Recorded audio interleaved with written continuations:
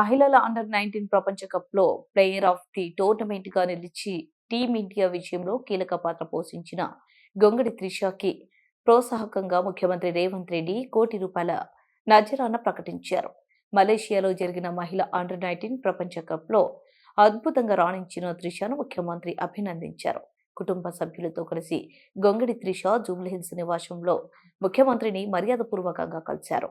భవిష్యత్తులో భారతదేశం తరపున మరింతగా రాణించాలని ఈ సందర్భంగా ముఖ్యమంత్రి ఆకాంక్షించారు.